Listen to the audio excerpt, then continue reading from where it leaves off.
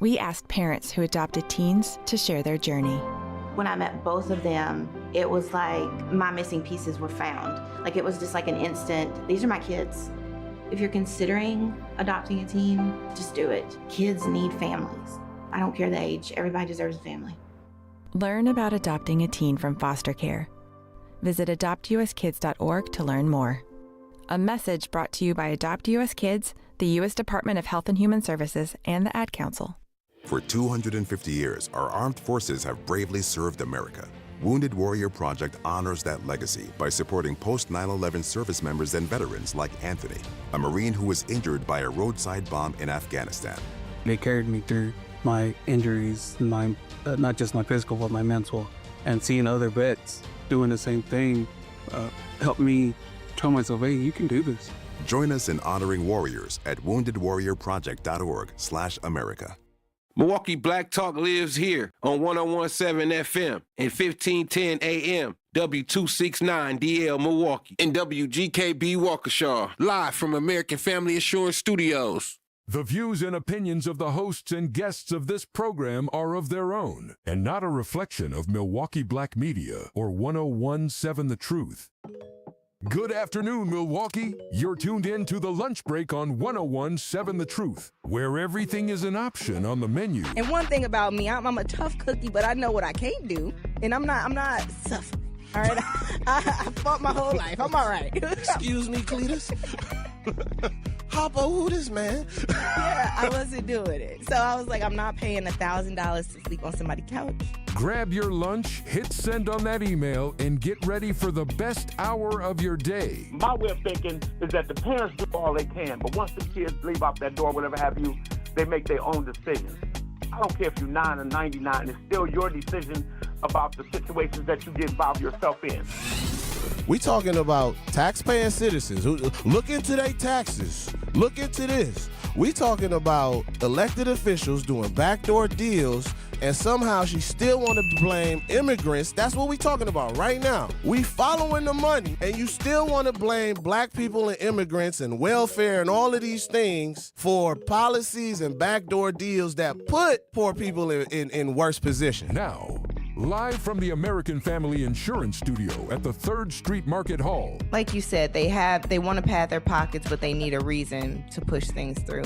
And I guess the low-hanging fruit is, okay, well, this is a problem, right? Y'all want to fix the problem, and they just hope nobody looks into it like, wait, when did food trucks become an issue? Here are your hosts, Ray Nitty and Maybe Shannon.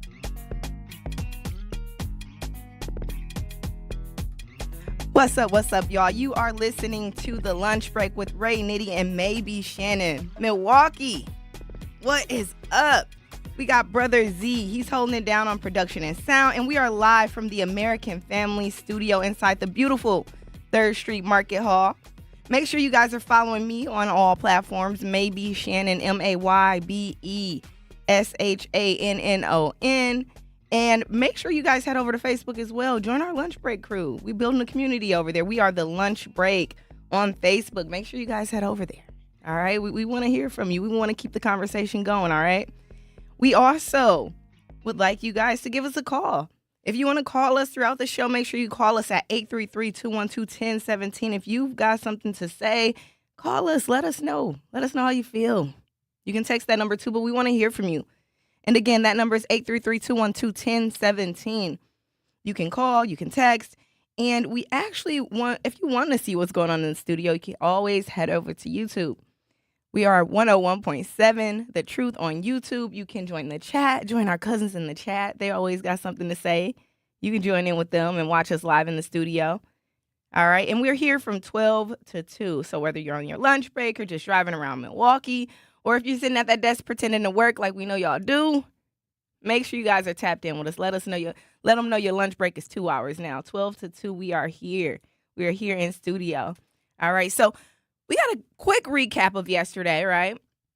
But before we get into that, let's talk about let's talk about what we got going on. All right, so we're gonna have an interview today. Super excited about that, right? We gonna talk about that too. Before I recap, all right? We got what we have on the menu. I'm super excited to share that with you guys. right? So let's get into it, okay? So the True Family Fest, we talked about that yesterday. We talked about me visiting my grandma. We talked about the Asian festival where we saw got a little hectic, just a little bit. There was some fighting going on. Then we talked about Damon Darling, that situation surrounding his reported lifetime ban at Walmart and a few other places associated with Walmart. That opened a bigger conversation about real life consequences of pranks and things you do on social media, or whether or not like he's being punished for doing good things, because that's what most of his content is now. Then we had that wild viral video of a man dressed up like Spider-Man, it was, confronting some demonstrators at the far-right neo-Nazi rally. And we asked whether that was brave, dangerous, or both. Then we talked about Target. We talked about the backlash that they got over a costume and the criticism and why they got criticized so harshly, especially because the costume looked so close to blackface, right? The latest developments on that is Target has apologized, and of course they said like something like, "Oh yeah, we made a mistake, whoopsie daisy." That, you know how that goes, right? That's normally how it is. We also got into some developments about Sean Grayson, the murderer of Sonia Massey. And we talked about her background, and we went into what happened in that situation and why I really wasn't, I wasn't tripping when I heard he passed away. I was like, that happens to the best of us, don't it? So we also talked about Master P, and we talked about the bigger question, whether you can focus on building success and Black wealth without minimizing history. Because I think his clip, to me, it sounded a lot like he was saying, just get over it and we'll be just fine, right? That's like, just get over it and you'll be able to focus on your success and you'll be fine. But a lot of people have pushback because they felt like forgetting our history doesn't have to be a part of building our future. So today we have Dean of Students, Paul Tax from Greater Holy Temple Christian Academy. That interview is coming after the break. We're going to talk about his childhood. We're going to talk about turning his life around. We're going to talk about the work he does in that school. It's going to be a great conversation. I'm super excited about this interview. After that, we're going to get into something that went viral in Milwaukee. I know everybody's talking about it. The No Milwaukee Rap playlist at one of our major bars here on Brady. We're going to talk about that. We're going to talk about the list, what names were on it, because it was very specific what artists they didn't want other than the No Milwaukee Rap, right? Then we're going to talk about something I saw about the owner's private Facebook and what he posted and how I feel about that. Oh, not the owner. Oh, a different bar. Okay, so Zach just told me it was the owner of a different bar. But we just going to talk about that post, and we're going to get into why it made me look at the garage differently. So we're going to get into that. And then we're going to talk about a sex toy being thrown onto a WNBA court and what the players are saying, what security can realistically do, and why people feel so comfortably doing something like that in public. So keep that number handy, 833-212-1017. That's the number to call. Make sure you call, text, jump on YouTube, hit us up. All right, we are the lunch break. So yesterday, like I said, it was a good day. We had a great time here on the lunch break. I know we talked a lot about the reason that costume was so disrespectful, right? And I do want to read exactly what Target had to say, because like I said, their apology was it felt like something they had to do. It didn't feel genuine. It didn't feel personable. It didn't feel to me like they did it because they really did feel like they made a mistake. It more so felt like something they just had to do, like they were just doing their housekeeping, like, oh, look, I guess everybody's mad. Because if you go to like their social media pages, you're seeing people react to like what they feel like is disrespect and them blatantly playing in our face, if we're being honest. And I completely understand why it feels like that, especially because they just, like we talked about yesterday, they had just walked back a bunch of DEI promises that they made to the Black community. They told us that they were going to spend X amount of money pushing the Black community and doing all this good stuff. But then it feels like once Trump said y'all don't have to do it, they said great, and they changed their minds. And then you see a costume like that, and it really, really makes you wonder. Was it purposeful? Like, was it one of those things that just kind of slipped through the cracks? Yesterday, I talked about how long the process is to even get like an item on like Target's website. Like, it's not like AliExpress and you can just throw something up there. It's not like you can just be like, oh, I'm gonna sell this at Target and throw it online. That's not how that goes. So I'm gonna read that apology as well. So it said, an apology from us. We removed an offensive Halloween costume that should have never been part of our assortment. It is no longer for sale. As a company, we got this wrong, and we are deeply sorry. We know this is especially hurtful for our Black guests, team members, and partners. Removing the costume is an important first step, and we are looking closely at how this happened and what needs to change to ensure this won't happen again. And that's the thing, man. Like, how does something like that happen? Like, I wish I had the answers. I genuinely do wish I could tell y'all how something like that happened, because to me, it's not something that easily happens. Let me check out the chat. We got Not Really a City Girl in the chat. She says, Shannon, you are holding it down again. I am holding it down again. We got Jasmine Jazzy West in the chat as well. Great seeing y'all. Jasmine Jazz West, she pulled up on us. Zach. At True Family Fest, right? Yeah. I didn't see her in the chat yesterday. I definitely wanted to talk about that. She definitely pulled up for us, and it was good to see our cousins. We call them our cousins. The chat is our cousins. We be tussling sometimes, but it's always a good time, and it's always good to see them. Like, I was so excited to see them out in the wild, you know. But yeah, Jazz, I'm here by myself. I'm holding it down. Your cousin Poland. Your cousin Ray's in Poland. We got to talk about it when he get back. We got to hear about this trip. But he's definitely in Poland, and I've been holding it down. Z's got production and sound, so it's been going good. But like I said, I'm super excited to come back after this break. We have a wonderful interview. Dean of Students Paul Tax from Greater Holy Temple Christian Academy.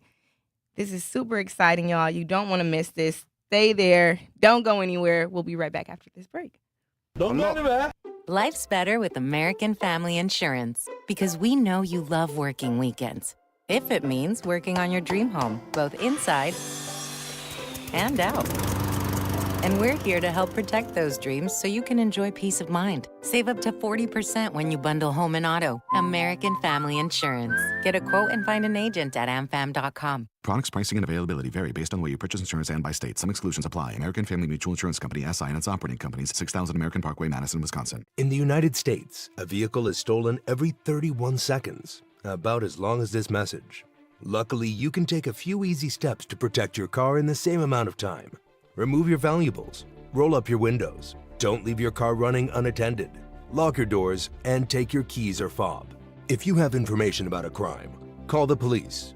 If you suspect insurance fraud, also call 800-TEL-NICB. A public service message from the National Insurance Crime Bureau. I always had to be so good, no one could ignore me. Carve my path with data and drive. But some people only see who I am on paper. The paper ceiling, the limitations from degree screens to stereotypes that are holding back over 70 million stars.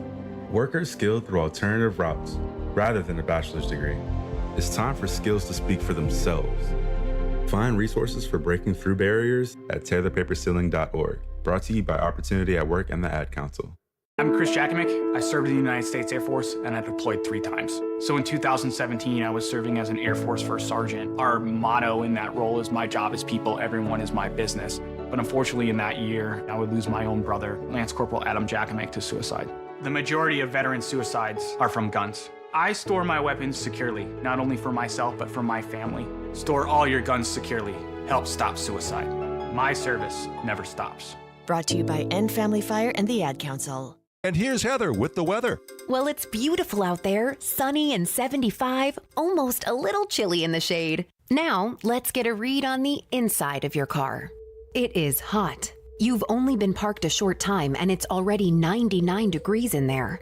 Let's not leave children in the back seat while running errands. It only takes a few minutes for their body temperatures to rise, and that could be fatal. Cars get hot, fast, and can be deadly. Never leave a child in a car. A message from NHTSA and the Ad Council. Babes, what are you doing? What? I'm just mowing the lawn. No, it's blazing hot and dry out here. Don't you remember? Smokey Bear says. Avoid using power equipment when it's windy or dry. Where'd you learn this? Oh, it's on SmokeyBear.com with many other wildfire prevention tips. Right. Thanks, honey bear. 'Cause remember, only you can prevent wildfires. Brought to you by the USDA Forest Service, your state forester, and the Ad Council.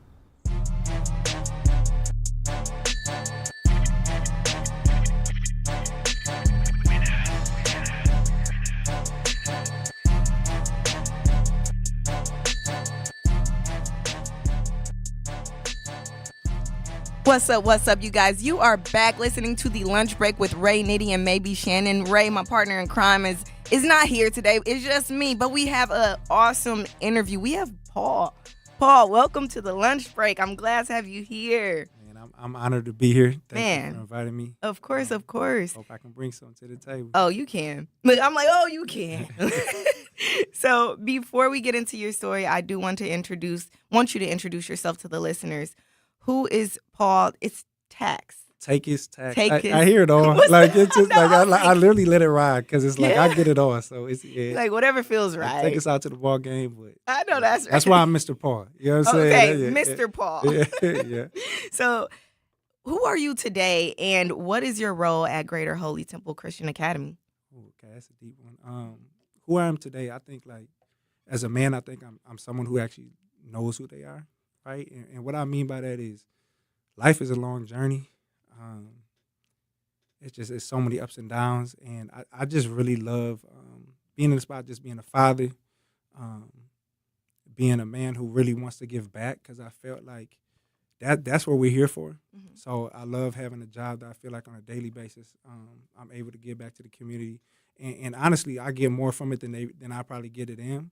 Yeah. But I'm blessed to go to a passion, not a workplace. I know that's right. I think that makes it so much easier Yeah. when you really do get something from what you're doing, and you feel like this is who I'm supposed to be. Yeah. This is what I'm supposed to do. It's not a job. Like it's really like filling your cup.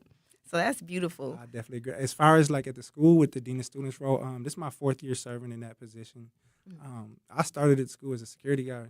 Really? And it's just like, I don't know. Yeah, you know what I mean? That's how I started to get, and we can get into that a little bit later, but this is my 4th year as a dean, and basically I'm there to serve the students, the parents, the staff, and really just, a lot of times when people hear like, Dean of Students, they always think about behavior, but I think about relationships.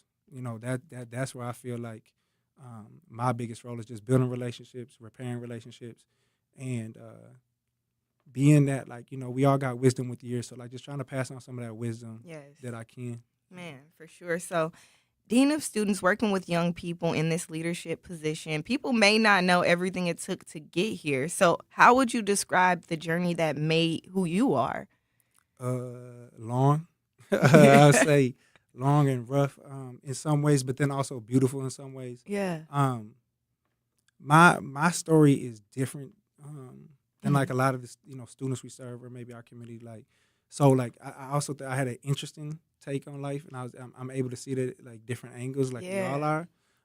Like your perspective is super Yeah, unique. and I think all of ours are. Like, Right. That's why I love talking to people. That's why I love getting to know people, because I think we can learn so much from each other. Okay. And my story is a little bit different, but I just feel grateful because, Yeah. like I said, there's people that I came up with that's no longer with us. Man. There's people with us that couldn't overcome some of their struggles, and it's like I'm just thankful that I was able to, For sure. to make it out. So, I want to go all the way back, right? You were born in Alabama to a black father, a white mother. What do you know about the circumstances? Because you also were adopted. So do Yeah. you know much about the circumstances surrounding like your adoption? So yeah, I think that really like kind of formed some of my like, I want to say issues, but maybe some of my insecurities growing up. So I was adopted because my mama didn't want to have a black child. Mm. That's as easy as we can say it. when she found out I was, that she was gonna have me, like she hit it. She like went to a seminary and just like hid away. Like no one even really knew she was pregnant. Like no one knew she was pregnant. She gave birth to me. When she finally gave birth to me, she didn't have me longer than 24 hours, and that was just by law. She had to have me that long. And then like her biggest thing was get him as far away as possible. Like she didn't even give my father the chance to get me. And so like all of that stuff I kind of learned because I didn't when I was 23 I did actually find him, but even when you're growing up and you don't know that story, you was giving up. Right. Like that's part of it. Now, I will say this. I don't have the same adoption story as a lot of people. Like I was adopted into an all-white family. My sister is Korean, but like my parents and my other brother and sister, I was born into a white family and they're loving. Yeah. I do not, I just want to make that clear. I do not have like some of the unfortunate stories that some adopted, children have. Like I don't have that. Right. But it was like a missing piece that they couldn't give me. Right. I know it's debated in our community, but I can just tell you, if you ever drop a black in you, you black. Yeah. There's never one time in my life where I was looked at as white, looked like at you as knew you were different. Man, and then even with us, like, I grew up in a suburban neighborhood. So like I was in Menominee Falls before, like, and you go out to Menominee Falls now, you might bump into a few of us. Right. When I was out there, it was not that. I already know because like even now, like people still like you could tell they not that used to seeing too many. Now it's too many of y'all now. They looking like, hold on, what's going on here? So like that formed it as well. You know what I'm saying? Just kind of like my journey, like just having to, navigate through that. But I'm always really like careful to say like I love my parents. Like they might have not been able to give me that. But they gave me everything else. My brother and sister, like they gave me everything else as far as love and support. So it's crazy because my dad, he's actually biracial, and he was adopted for the same reason. He was born in the 50s. Okay, so they wasn't. They was like, no. And he ended up being raised by like an all black family in the hood. Like he was. So it was like the same story, but two different ways that it went. And, like, I think it's funny that you say, like, even though you had a loving family, he said the same thing. Like, I had a very loving family. But, it's a piece of you that kind of be like, dang, that's kind of messed up how I ended up here. What the heck? And they didn't even have, like, I think it was a closed adoption. So he had, like, no real, like, paperwork behind it, like, nothing. Like, he had nothing to go off of. So definitely, like, I feel where you're coming from with feeling like, it's a little something missing or what, So when we talk about you knew you had a loving family, but they weren't necessarily equipped to help you move through the world as a black boy, right? When did you realize that something was missing, or like, was there like a moment where you were just like, man, like, I don't know if they doing great, but. That's funny you say that. Like, just thinking about it, if I had to give an answer to that, it'd probably be like I always felt like I wasn't, you know what I'm saying? Like, but probably like 5th, 6th grade when like, because back then, we didn't get like, now you got kids who, they sharp it. Yeah. Like when they 7 years old, they getting cut. But like when you, like, back then, like, probably when I would like start getting the haircuts, like my daddy would give me the bowl cut. You know what I'm saying? I love him for it too. You know what I'm saying? Like, you look at all my old school pictures, it's like, man, but, so like, but like when you started having to, or like when you had to try to get fresh or something like that, like they didn't know they couldn't go to Bouchards or Playmakers or none of that. You know what I'm saying? So they're like, you gonna get this Coles cash. It's a version of fresh, but it's like that ain't what they wear. That ain't the Nikes we trying to get. Them ain't Dookies. You know? But no, so like I would just say like that, and then coming up when, even if you think about it, like, and that's one thing, big thing. Well, that's one thing I'm big at my school is like if you look at the lunch tables. Yeah. Just pay attention to lunch tables, man. You got some kids that's sitting by themselves. You got some kids that they don't got a big group. And, when that started to happen for me, I think that's when it was like, okay, like, because when we young, like kids, like I really do truly feel like racism is taught. Oh, yeah. Like when you go to a playground, them kids just playing with whoever. Exactly. It's when they get older where you start, seeing like different sides, just different stuff coming out. So, So what was it like growing up in a predominantly white neighborhood? And you went to predominantly white schools too, and you talked about like just feeling almost like secluded from everybody else at some point. Like, so the kids kind of made you feel different, and or was it more internal, do you think? I think it was more internal. Like, Okay. I have friends of every race, like, you know what I'm saying? Still some that I'm, you know, close with, or when I see them to this day is good, but, you know, it'd be like that summertime thing. Mm-hmm.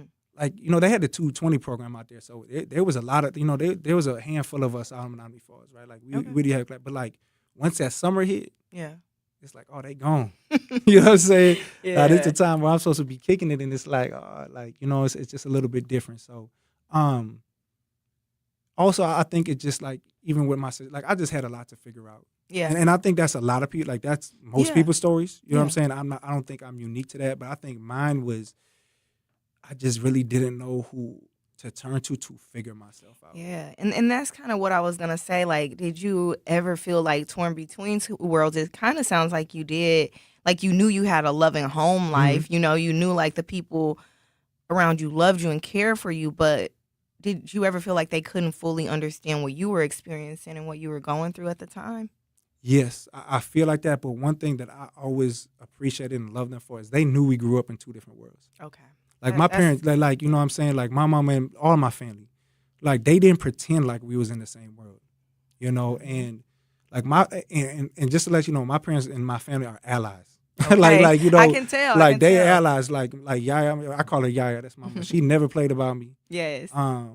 My father marched across that bridge with Father Grappi every single day. I know that. You know, my brother, sister, all of them, like, they are, you know, they are allies. And, you know, one quick story just about my mom I want to, you know, say is, when we used to live in Wauwatosa, and I was in 4th grade, and my sister had, back then, she climbed through the window. She forgot her key, climbed through the window. Well, anyways, a neighbor had called, said a black person broke in the house, right? And so I'm sleeping downstairs, and the police kicking our door, you know what I'm saying, come in, shotguns out, and they handcuffed me and everything. Now, I'm in 4th grade. You know what I'm saying? And hell no. Yeah, no, like they in you know, 4th grade? 4th grade. 4th grade. This is a real, like, this is real story. And my brothers and sisters coming down, like, because we don't know what's going on. It's early in the morning. It's like, so they waking up, they ain't trying to hear nothing, even though we got family pictures around, all type of stuff. And I'm gonna tell you something, man. Like, I feel bad for whatever police officer that went, because my mom came down there and Yaya straight wild out. And she never played that. You know what I'm saying? Yes. So it's like, but those are experiences that taught them that, like, Yeah. we are not in the same world, even though we're in the same loving family. So, we definitely gonna get deeper into that after these messages. We gonna go to break, and we gonna get back into it right now. We are listening to 101.7 The Truth. We are listening to The Lunch Break. We're here 12 to 2, and we're doing a great interview. We gonna continue this. We're talking to Paul Tax, Dean of Students at Greater Holy Temple Christian Academy, y'all.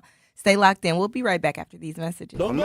I'm Sherwin Hughes, and I know the power of Stars and Stripes Honor Flight firsthand. As someone who's been on an honor flight, I can tell you it's a day you'll never forget. Stars and Stripes Honor Flight gives our oldest veterans who served in any location in June of 1975 or earlier a free one-day trip to Washington, D.C. for veterans. Airfare, meals, a coach bus tour, and special flight apparel are all included. It's a day of honor, gratitude, and camaraderie. Veterans who served in the Vietnam or Korean War go to flySSHF.org and ask for an application. When a warrior faces adversity, he fights through it. He finds a way. Freedom isn't free. Rolling strong. Belief. Believe you can, and you will.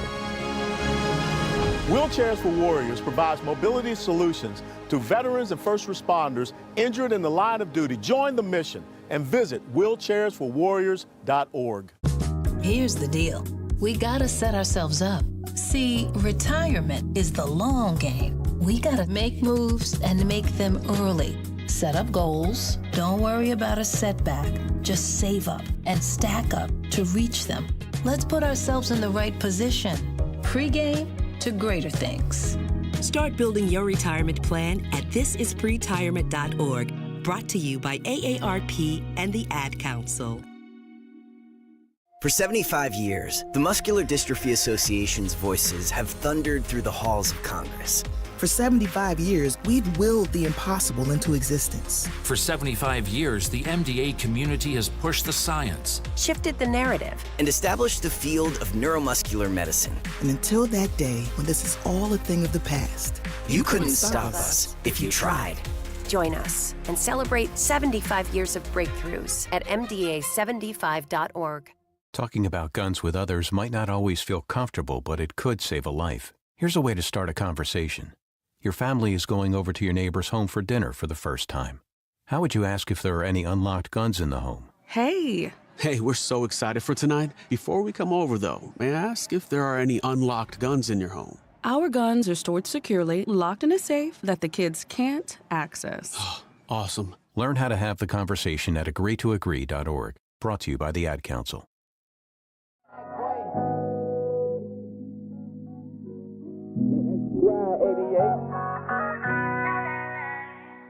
It's a hard night life. It's gonna be alright. Win or lose is part of life. One so bad I stayed up all night. Put my all in this song, put my pain in the mic. Man, we are back. We live. 101.7 The Truth. You are listening to The Lunch Break with Ray, Nitty, and maybe Shannon. We are at the beautiful 3rd Street Market Hall, and we are in the middle of a really good interview. I'm having a great time. We're here with Paul Tax. However you want to say it. However you want to say it. We good. Yeah, listen. However you want to say it. We're here with Mr. Paul. Mr. Paul. There we go. Mr. Paul. There we go. Dean of Students. All right. We here and we talking about his life story. We talking about the ups and downs, how he was adopted into a family that he didn't quite fit into, but they loved him unconditionally. And we just talking about his story and what led him to where he is today. And we left off when you were telling me about not always feeling like you guys lived in the same world, but you also had parents that didn't play about you. And they made sure like they were allies to you, which is a beautiful thing too. And like I did want to mention that like the thing people fail to realize when they go, oh, I don't see color, like that's more harmful than anything. Like acknowledging like, yeah, we ain't in the same world, and I have to be able to be here for you in a different way than I can be for like my white child. You know what I'm saying? So I respect that, and that's definitely what's needed. So looking back, right, how much do you think that search for your identity played into some of the choices that you eventually made? Yeah, like not giving excuses, but I think a lot. Yeah. Like when I look at probably like the crossroads in my life, it was me not knowing myself. You know what I'm saying? And that's why I'm so thankful for like the stuff that the community is providing for our kids, like the different, like the corridor that Ray got. You know what I'm saying? Where you can be an artist there, Man. You can be a painter there, you can go book time in the studio. Like that stuff is so needed because, listen, like a lot of stuff, like the community took a lot of stuff away from our kids. Now, does that mean that they supposed to be doing meetups and stuff like that? No. You know what I'm saying? I'm not giving them excuses. They're only leaving kids to their own devices, like find your own fun and with no direction. And then, you know, and I think sometimes we fail to talk about like some of the distractions they got that we didn't have. Man. You know what I'm saying? So it's like it's a two-way street. For sure. But like as far as me personally, yes, like that led me down the wrong path. Also, like when I was 15, 16, I used to always be an athlete, multi-sports, and I had a heart condition that popped up. Okay. So like I collapsed on the basketball court, and like it just was like from going to like do sports all day, every day to like not being able to do it no more. Yeah. I think that was also a big thing. That, and like, they also say when a busy kid is a kid that's out of trouble. Yes. And once you're not as busy as you used to be, trouble kind of starts to call your name. Listen, I don't think I smoked none before I was playing sports. After that, it is what it is. But like, so like I think there's a couple, a few things in my life. But again, we all go through them. Yeah. And I just didn't make the right choice. You know what I'm saying? Right. I didn't make the right choices. Right. And you did talk about I know, like how you jumped off the porch and you got in a little trouble. Do you want to tell me about that period of time? What was happening in your life? And Yeah, for sure. It's a period of time that I always am very concerned with, like, our students. It's like that right after that high school time. Yep. You know what I mean? Where it's like a lot of your classmates might be going to college. A lot of them might be doing stuff. And when you don't have a plan, like what you going to do? You know what I'm saying? And, like, the only people that really don't got plans are people that really ain't doing nothing, to be honest. You know what I'm saying? And so like that, so I was 19 when I caught a felony for strong arm robbery. Served my time, did it, and then when I got out, like really soon after I got out, like that's when my first child was gonna come. Yeah. So it was a point in my life where I said, I have to do something. Yeah. Like I said, like I cannot. I ain't trying to do that. So I jumped into a welding program. Actually Big Step that's still here in Milwaukee. I would recommend anyone who's like trying to figure it out. They teach trade programs, multiple trade programs out there. I actually just brought one of my former students who's 20, who was kind of like at that same crossroads. So I'm like, hold on, bro. It's like, we about to listen. I went and took him to the DMV to get his ID. I went and got there. Then we took him up to Big Step, and they have a wonderful staff over there too. I got to meet some of them. So they have a wonderful staff up there and they're really just trying to like connect people to trades and stuff like that, And so that's where like I just had to make that switch. Right. You know what I'm saying? So it's like, Christiana, I call her Muffy. You know what I'm saying? It's my oldest. But she the one like I just knew I couldn't. Yeah, I was like, this ain't it. I gotta change something now. Gotta do something. So when you did catch the felony, like, what do you think you were specifically looking for? Like, were you looking for like respect, belonging, identity, acceptance, like, or just excitement or something to prove? Like, I'm gonna tell you, I was so lost. I was excited when I got locked up. Like, I ain't even gonna lie. At least you able to admit that. Yeah, I ain't even gonna lie. I talk about that all the time. I'm like, sometimes these kids kind of feel like, I got a stripe now. I did that. And that. Listen, I'm not proud of it. I just ain't gonna hold back the truth. Like I was excited, like, I had, like I said, a lot of the people I had around me, like, even when I was out there wilding, you know what I'm saying? Like, they still was loving people, you know what I'm saying? Like, my brother Dre, rest in peace, like, he always tried to keep me out of it. Yeah. He like, bro, this ain't for you. He's like, I ain't saying you ain't, right? You know what I'm saying? Tough, but he's like, this ain't for you. Yeah. You know what I'm saying? And, unfortunately, he got killed, you know what I'm saying? Really? And by that time, I had kind of made my change in life. But like someone like him who really was trying to help me out, was trying to like, you know what I'm saying, keep me from it. Like, I still thank God for him, you know what I'm saying? Because I probably would have been much more, you know what I'm saying, off the way. But like, I don't know. It just, it. So it looks like we got a few callers. Okay. Look, you're a popular man. You're very popular, Paul. Okay. That's a good thing. Man, so we got a few callers. We're going to go to caller 1 first. Ray, you on the line. What's happening? Black in Poland. What's happening, man? What's up? Hey, just was calling in, man. Give y'all some love, man, from the Poland. Man, Paul, you my dude, bro. Love you, bro. Super proud of you, dog. You got an amazing story. You and your wife gave me my first real clothing placement in your stores. And that kicked off a whole lot of different endeavors for me, man. I just wanted to call in and let the city know, man, that Paul is one of them, man. That's a gem. We ain't never going to be able to get another one like Paul. And what he say, he mean it, and it's authentic, and it's genuine, and it's hell, and I can attest to that. His family welcomed me like they knew me from the first day they met me, and it's been tight ever since. And Shannon, I'm proud of you, man. You look good in that chair, I'm in man. charge. Say you in charge. I'm in charge, You in charge. I want to hear you say you in charge. Say it. Who in charge? You're my partner. I know. Say I'm in charge. Hey, Ray, I still got some of them shirts, man. You got to bring it back, man. I love them shirts, man. You got to bring it back, Oh, man. man. Straight up. For sure, And I appreciate man. them For sure, words, right? man. Because, like, it, like, just for me, man, what you do for the community and the kids, man, like, it is needed, and you do it to an extent that, man, we don't see out here. So it's like, it's examples like y'all, you know what I'm saying? I was telling Shannon before we got on the air, but it's examples like y'all that they really want to see. Yeah. They don't always want to see Mr. Paul. They see me every day. You know what I'm saying? Yeah. Like, they want to see people who's really out here doing it, and it's like, man, I'm just thankful for y'all. So, man, I appreciate you, bro. It's mutual respect, man. I love you, bro, and man, enjoy Poland, man. Man, I'm trying, bro. I think we the only blacks out here, bro. I ain't see not one black on the plane, not one on the airport, not one in the town. Your first blacks I saw was my mother and sister. I'm like, damn. Hey, hold it down for us, man. But yeah, man, I'm proud of y'all. Brother Z, man, love y'all, man. Keep holding it down. Love what y'all doing. Shannon, you doing an amazing job. Keep it up, and I'm super proud looking at your growth right here, man. Keep it warm for me. Stay in town another week. Don't go anywhere.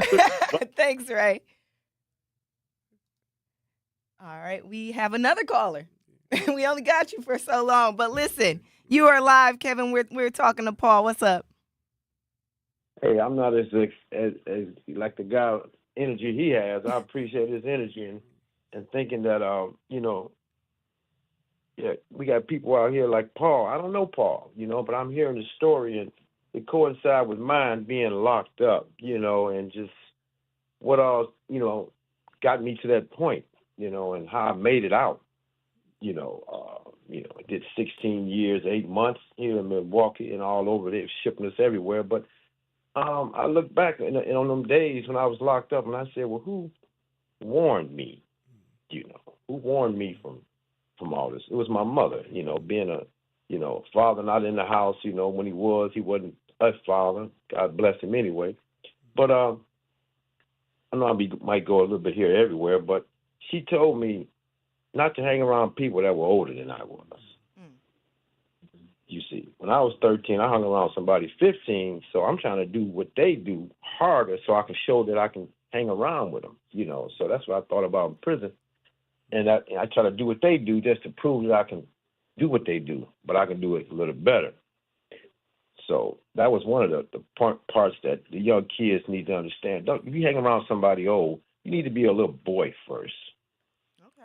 You can't grow up too fast. I see these young guys around here toting the pistol, a little 13, 14 years old, hanging around older people, and they running things. They're not the ones that's using the drug. They can sell it because they don't use it.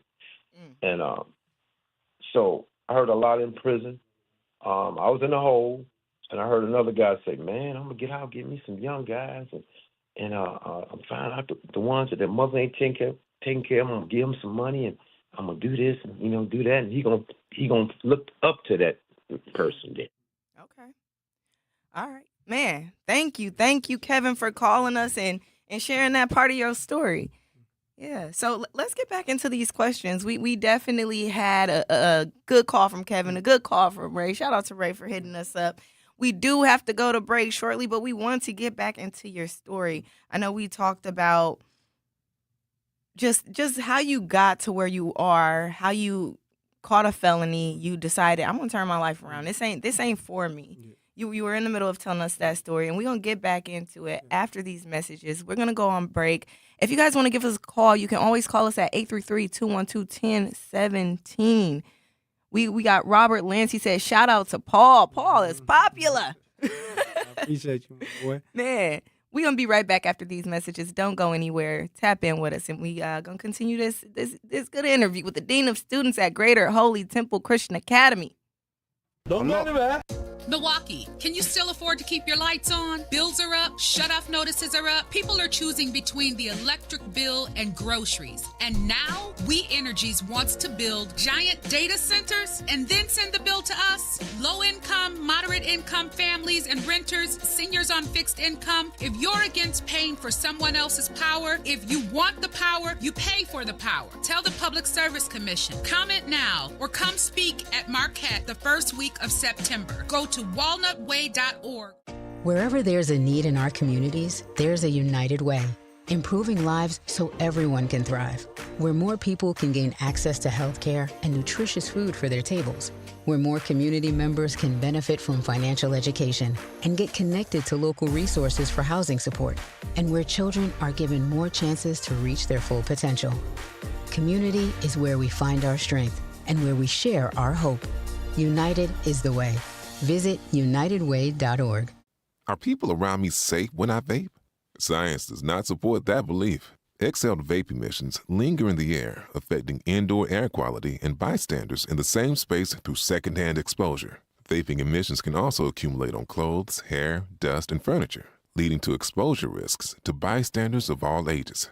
And vaping around a pregnant person can lead to serious health impacts on fetal and childhood development. Enough with the puff. Learn more at ul.org/vaping. My mom has decided to learn to paint, and she's good. My dad's now into creative cuisine, and I've already put on 6 pounds. Learning new things comes with age. My mom, she started forgetting my name and what we're talking about. Forgetting well-known things doesn't. Memory loss may be a sign of Alzheimer's disease. Early detection gives you and your loved one time to plan for the future. Learn the warning signs of Alzheimer's at 10signs.org. Brought to you by the Alzheimer's Association and the Ad Council. The possibility of lung cancer can be pretty scary, especially if you're one of approximately 8 million current or former smokers at high risk. That's why SaveByTheScan.org wants you to know that now there's a breakthrough low-dose CT scan that can detect lung cancer early, and it only takes 60 seconds. You stop smoking, now start screening. For an easy quiz to see if you're eligible, visit SaveByTheScan.org. It could save your life. SaveByTheScan.org is brought to you by the American Lung Association's Lung Force Initiative and the Ad Council. I never let you down, I'ma shine on sight. Keep your mind on your grind and off of mine's alright, right? Hard, I'ma ball on those squares. I float in $250,000 cars everywhere I go. I know in the lead it may seem me might be, but no matter what they doing, they don't do it like me. Like a G, I hold it down for the town I'm at. In a flash like that, recognize I'm back. Strike a match, catch a fire, and moment I decide that's enough for all your life. What's up? What's up? You are listening to The Lunch Break with Ray Nitty and Maybe Shannon. It's just Maybe Shannon today, but we're doing a great interview, man. Like y'all heard, we got Paul Tax here in the studio, and we are talking about his life story. We're talking about how he caught a felony. We're talking about his adoption story, finding yourself, and how he became the dean of students. Paul has an interesting story. Yeah. All right, and we're going to get back into it. Where we left off was we were talking about him trying to find himself, he got that felony, and we asked him what he was looking for at that time. Did he think he had something to prove? And we talked about that. We talked about him having a daughter and that changing the trajectory of where he was going. And I know we talked a little bit about you being 19 and you feeling like, man, I'm the man. I didn't caught this charge. And it's funny, we had that conversation too, where people want you to be like, oh, well, woe is me. This is what I was thinking. No, a lot of the kids think that way too. So it's important to have somebody that understand where that mindset is and be like, you know what, I did think like that. So I know what to say to somebody like that. So when you were 19, what did 19-year-old Paul think his future looked like? Before you got out, before you had your baby, what was you thinking? It's funny you asked that because my daughter Phoenix asked me yesterday. She's like, "Daddy, what you wanted to be when you grew up?" Mm-hmm. And I was honest with her. I was like, "Daddy didn't want to do nothing." Mm. At 19, I was living day to day. Yeah. I had no dreams, no aspirations. Man. And that's where I think a lot of it went wrong. Yeah. You know what I'm saying? I didn't care. Nothing to look forward to at the time. And like I said, so that's what 19-year-old me looked like. And I think bumping my head was good for me. Oh, you know what I'm saying? You know what I'm saying? It definitely woke me up. And then, like I said, I went into welding after that. So, that kind of gave me a stability as far as, okay, I can take care of my family now. I can take care of stuff. You know what I'm saying? Yep. And even though it wasn't, but that's where kind of the hard work and work ethic comes in. Mm-hmm. I didn't like doing it. I was good at it. Yeah. So I got paid good, but it wasn't my passion. It was just something it was just a job. It got you. It got you by. Yeah. Yeah. And so, how I got to the school, if maybe we could, if you want to transition there, was it literally was a point in my life where I was tired of welding, and I'm like, man, I just don't want to do this no more. And I had volunteered. So 4 years earlier, I had volunteered for a mentorship program at my school, right? But it was just a mentorship program. I wasn't working there. Mm-hmm. I had just reached out on Facebook like, hey, I'm trying to give back to some kids. Is there any mentorship programs out there? So I completed a mentorship program and just went on my way. Yeah. And then 4 years later, randomly, I get a text message from our CEO, and he at the time he was just like, hey, I think I got the perfect job for you. I know you're working, but I think I got the perfect job. It'd be security up at the school. Mm. And he didn't know that that had kind of already been in my prayers to transition out of welding. Yeah. Cause that's a hard job, man. Look. Oh yeah, it when I hear about welding, I'm like, that sounds like something. You come home dirty. Literally, when I went to the interview, I told him, I'm like, bro, I'm on my way after I get off. Yeah. So I'm dirty. I'm and I'm like, bro, I ain't gonna look like this every day. But I was like, man, I don't want you to offer this to no one else, man. I need this. And by the time by the time I hit, I drove home, and before I even hit the driveway, they had offered me the position. Man. And so it 2 days later, I started at the job, and I haven't left since. Like, you know what I'm saying? I just been there, and that was going on 13 years now that I've been at the school. Man, 13 years. So what does it like? How does it feel, right? Knowing somebody's trusting you to put you in this position. A few things. One, I thank the parents every single day. Like, it is an honor to be able to work with their kids. When I was in school, so like go back, like I never felt seen either. Like I did, like, people would be like, "Oh, this was my favorite teacher." Ooh, I never had a favorite teacher. I never really had anyone speak life to me. So like, even when I was doing security, like that was my mission every single day. Like every kid gonna feel seen. Like we have, I don't know, we had 550 kids last year. Like every single day you're gonna get either a high five or a handshake or like a hug or something from me. You know what I'm saying? Because I refuse to let any kid go unseen.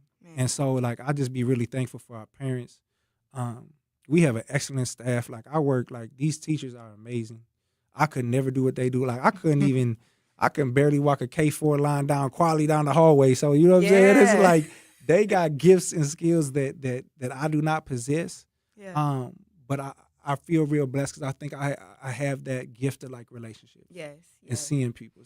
So you've been at the school 13 years, right? When you talked about your interview and you started off as a security guard, did you ever think that this would be such a big part of your life? Did you imagine like where'd you be now? Was that always the plan? Like I'm gonna get in here and then I'm gonna move up? Yeah. No, no. Like to answer your question, no. Like I knew it was gonna be like, oh, this is gonna be a job I like. Yes. But I didn't know like this was gonna be like a passion, if that makes sense.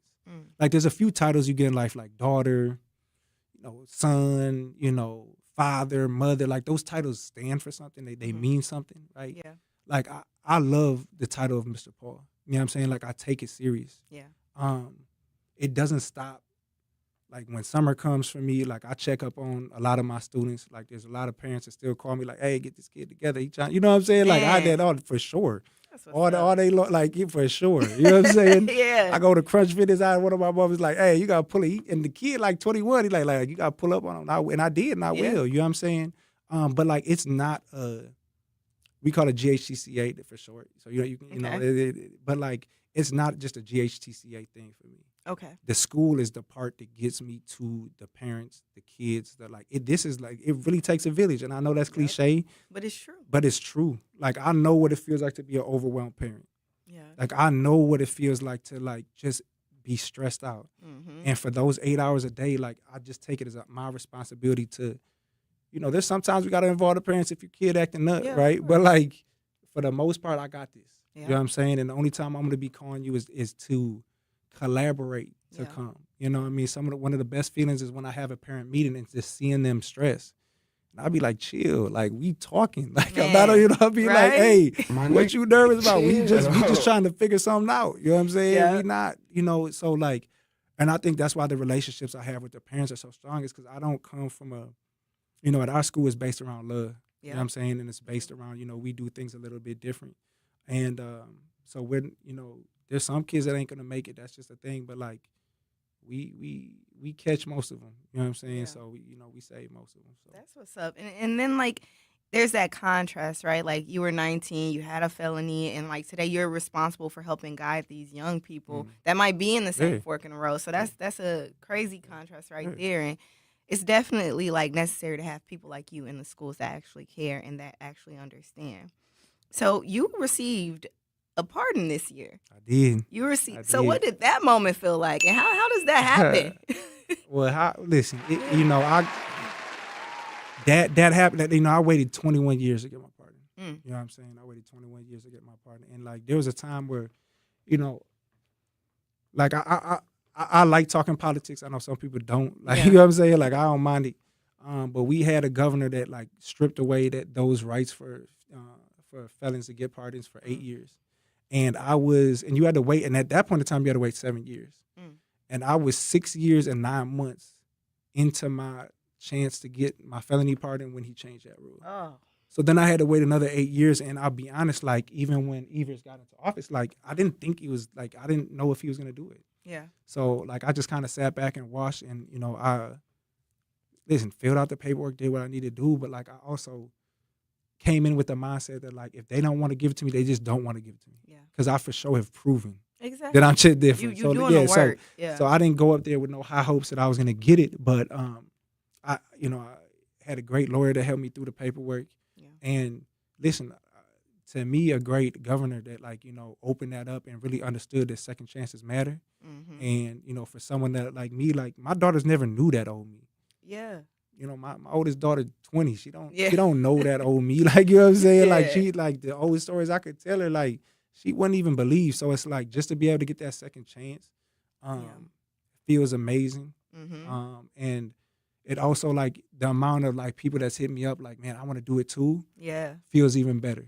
Exactly. So do you share like that part in with your students? Do they know about that story and things like that? Yeah, no, for sure. Like I definitely share my old life with my students because at certain ages, like I ain't gonna tell a K4 person, like, you know what I'm saying? Damn, I went to jail. They're like, what? Yeah, I ain't gonna tell no K4 kid that, but when you get to like 6th, 7th, 8th grade, like you can open up a little bit more. You know what I'm saying? I think it's important, and for every year I worked at the school, every year I pick a student, and I just like I call it like I do it in my brother's honor that got killed. You know what I'm saying? But like I do something for them at the end of the year, whether it be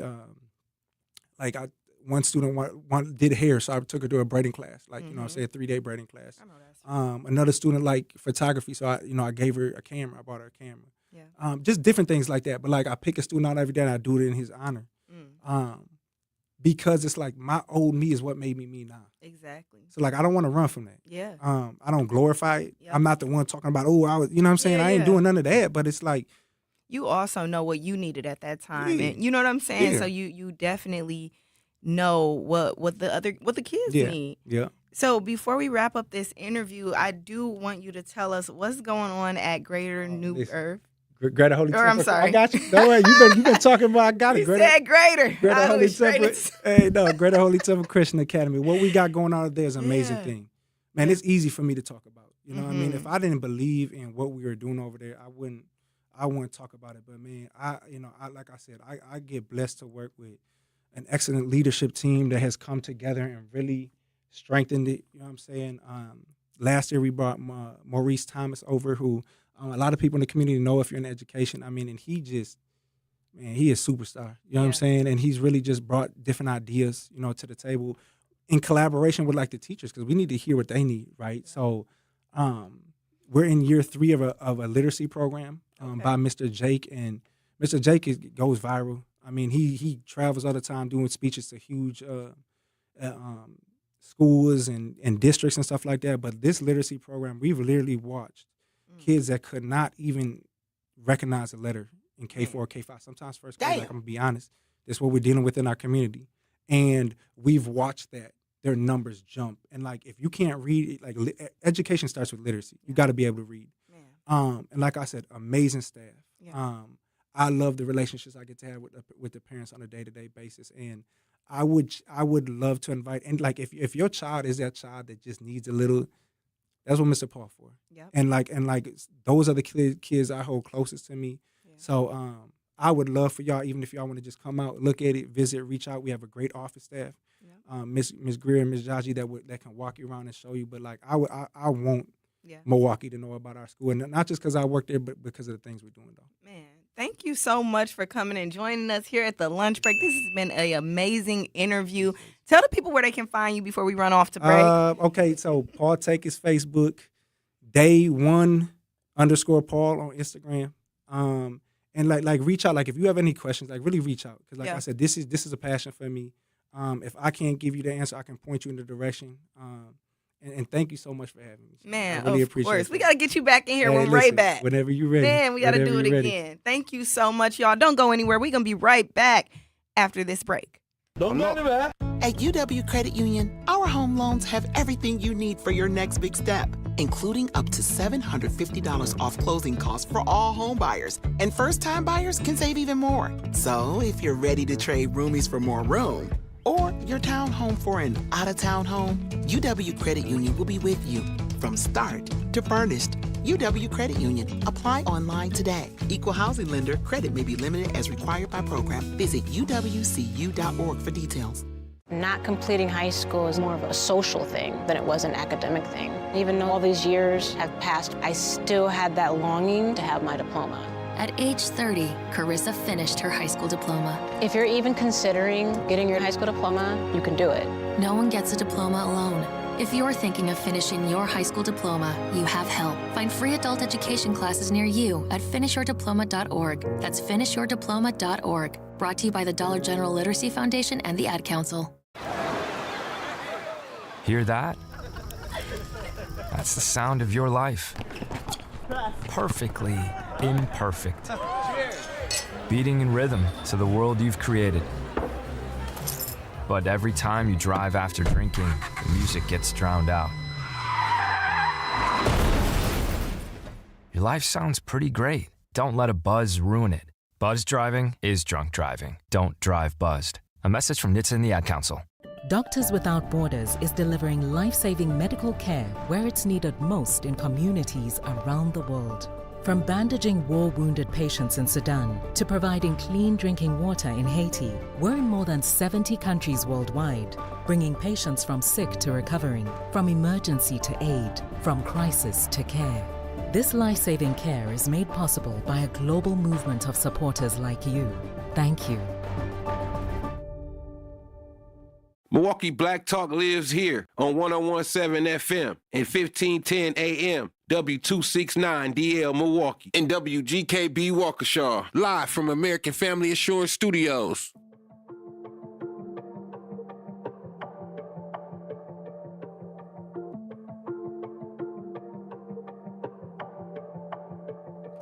Okay, I can't stop now, won't stop. Last time I checked, I'm 10 toes down, run it up and then invest. I'm looking in the mirror, really him beating on my chest. Then look at my agenda like what's next. Getting off, I'm doing my thing. What's next? Put on for my family and my team. What's next? Cash out, I'm pulling up clean. What's next? After that, I rinse and repeat. What's next? When I was a kid, even then knew I was Man, what's up? We are back. You're listening to The Lunch Break. Man, we live at the American Family Insurance Studio, 3rd Street Market Hall. We just had an amazing interview, y'all. I hope y'all caught it. If not, it's on YouTube. Y'all could play it back. We were talking about Paul Takes. Tackes. I can't. He said how you want. I let people. He goes by Mr. Paul. He's the dean of students at Greater. Let me read this right before I tell y'all to go somewhere else now. Because Greater Holy Temple. He's the dean of students, and he has a amazing story, man. Like listening to him tell his story and talk about where he come. Very powerful. Where he came from. Where he may have stumbled, right? Like most people do, and how he got back on his feet, and now he's giving back to the youth and pouring into the youth in ways that he wished somebody would have poured into him. He had an amazing family, but he was like, I was still lost. And, sometimes you just need mentorship, even when you have a two-parent household, even when you have parents that care, not always they can give you what you need, and that's why people say school and work sometimes can feel like a home away from home. Those are the people, that's like the family that you got to go to every day. Because sometimes you end up spending more time with the people that you work with than your actual family. Facts. So knowing that these students have him there, somebody that genuinely cares, somebody that loves what they do, somebody that is pouring into those students, that's important. In so many ways, you know what I mean? Like, and even at school, he said how he didn't really have a favorite teacher. I bet he everybody's favorite teacher. He said everybody getting hugs and high fives and he pulling up on people. I'm like, man, I never had a teacher like that. I remember one of my teachers taught me how to skip school. Real story. So, having teachers actually talk to you or point you in the right direction, right? Or see where you going and knowing how to redirect you, right? In the right, you know what I'm saying, the right path. That's something a lot of us need out here, and it's just good to hear that we got people in our community that actually care about these students, that actually are putting they time and they effort and they love into these kids, and they're pouring into them the way they need to be poured into. Because a lot of times we forget that some of these people care about these kids. They care about our kids.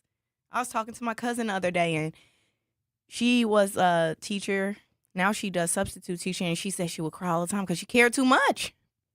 So, man, it's just good to speak to people in our community that actually cares about the kids, because too often we see how little people care about our kids, right? But moving on, cousins. We got to talk about something that happened right here in Milwaukee. Oh, yeah. So the garage on Brady Street has officially found itself in the middle of some serious backlash. I don't know if y'all seen it, because when I saw this story, I was like, hold on now, ain't no way. I thought it was AI. I thought it was a joke at first, and I went about my day. And after doing a little digging yesterday, I realized, no, this happened. They went viral. This post that went viral made its way on the Shade Room, one of the biggest platforms on Instagram. Like the main page? Yeah. Oh, wow. Yeah. That's crazy. Yeah, Okay, it's everywhere. Milwaukee. Milwaukee everywhere, but where they supposed to be.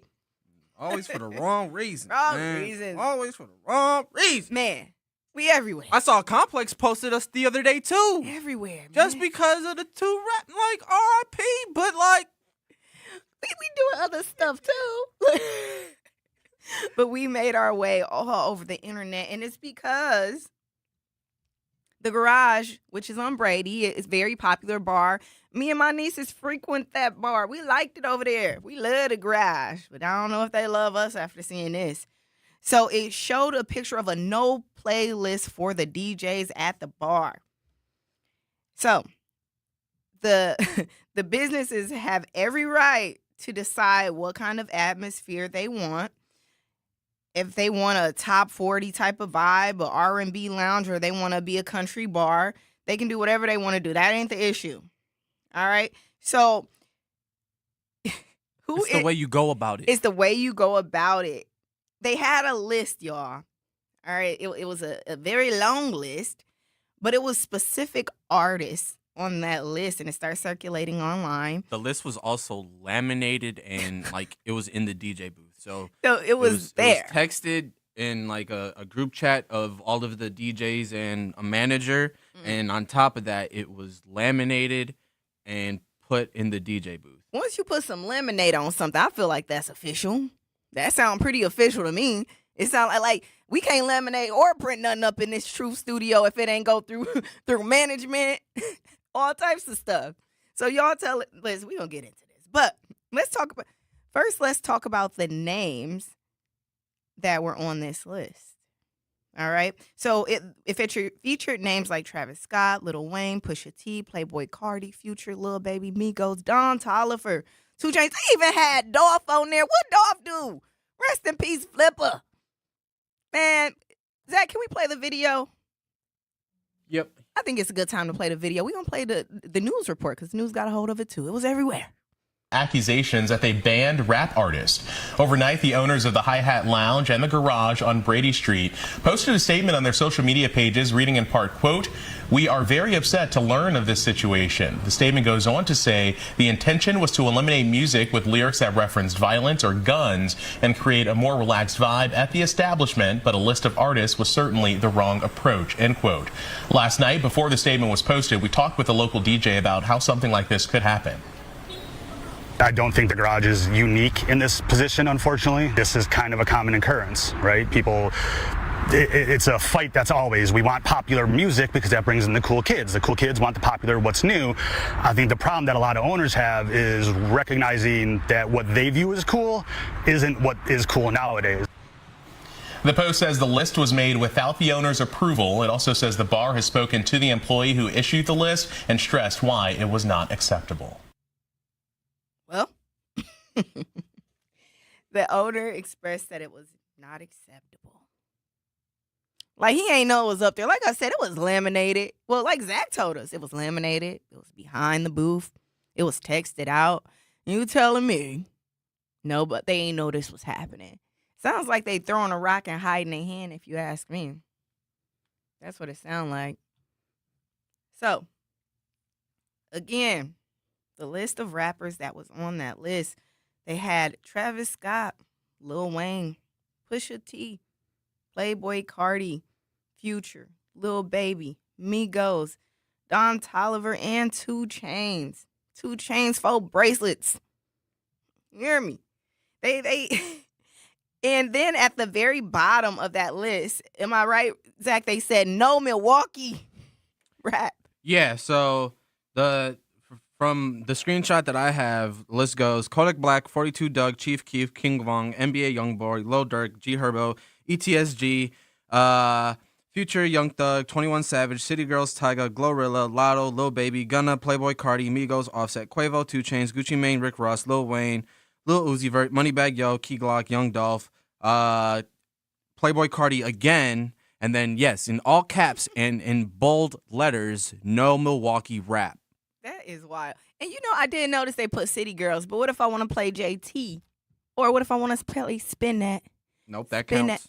That don't count. It's going to count. City Girls is 2 of the girls. It's going to count. And then in the text message that was in the group chat, it says, "Hi, everyone. Effective immediately, we can no longer play these artists. That includes remixes. I will also have this posted in the booth as well. This is coming from ownership." Look. Crazy. Failure to from comply ownership. will result in a loss of gigs. If you have any questions, please reach out to me directly. That's crazy, because didn't that news article just say management didn't approve it? Exactly. Ownership didn't approve it? Mhm. But this is coming from ownership. Talk, Zach. Interesting. Talk to 'em. Interesting. Make it make sense. And it was laminated. Like I said, it's rules and regulations that go into running a business. I'm telling y'all, I can't print nothing up in here if management don't get their eyes on what I'm over here printing. And you tell me it was laminated and pent behind the DJ booth and it was texted out. You telling me there was a group chat and management did not know, the ownership did not know this was happening? They know what's going on. These people ain't crazy. So I saw this list for the first time like 2 weeks ago maybe on my friend's story, and I replied to it. I was like, is this real? Because he posted the laminated version because he was there. And he was like, he just posted it. He's like, this is kind of crazy. And I'm like, is this real? Like, this can't be real. And he was like, yep, it's real. It's in the booth. And sure enough, I haven't stepped foot in that place since. And it's like, bro, what are we doing? What are we doing? That's a good question. A good question. Because no Milwaukee rap. Not one Milwaukee rapper. Not certain songs. Not explicit Milwaukee rap. Just no Milwaukee rap. Crazy, because I kind of just played Milwaukee rap coming back. Come on now. Come on now. Yeah, can't stop now, won't stop. Last time I checked, I'm 10 toes down. Run it up and then invest. I'm looking in the mirror, really him beating on my chest. Then look at my agenda like what's next. Getting off, I'm doing my thing. What's next? We gonna play it Put here. on for my family and my We gonna play it here. What's next? Cash out, I'm pulling up clean. Listen, when we come back from the break, we're going to get deeper into this. We're going to talk about it, y'all. And I want to hear from y'all. I want to know what y'all think about the garage saying they don't want to hear no Milwaukee rap. And they had that long list of rappers that they don't want to hear up in there. That's the garage on Brady. I want to hear it. I want to hear from y'all. I want to know if y'all think that they can do something like that. I mean, they can because they did. But do y'all think y'all understand why they would do something like that? Do y'all think it was racism? Do you think they just sick of hearing that? They turn that ruckus off. I don't know, but we're going to be back. You listening to the award-winning 101.7 The Truth. We are live in studio, 3rd Street Market Hall. Give us a call, 833-212-1017. We're going to be right back. Don't go anywhere, y'all. Put on for my family and my team. What's next? Cash out, I'm pulling up clean. What's next? After that, I rinse and repeat. What's next?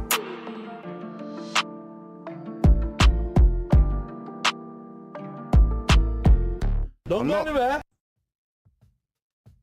Hi, this is Sherwin Hughes from 101.7 The Truth, and I want to talk to you about something bigger than just buying a house. I'm talking about building a legacy. Owning a home isn't just about 4 walls and a roof. It's about giving your kids a place where memories are made, where birthdays are celebrated, and where they always belong. It's about planting roots, knowing your neighbors, waving from the porch, and being a part of a community that feels like family. If you've been renting and wondering if home ownership is even possible, Axe Housing is here to work with you. An Axe Housing coach will help you create a plan, a budget, and move step by step toward owning a place you can truly call your own. They've already helped over 4,000 families become homeowners, and many are paying less than they were paying for rent. Don't let where you are today stop your family's tomorrow. Start your journey at axehousing.org. That is ACTS housing.org. Your legacy begins at home.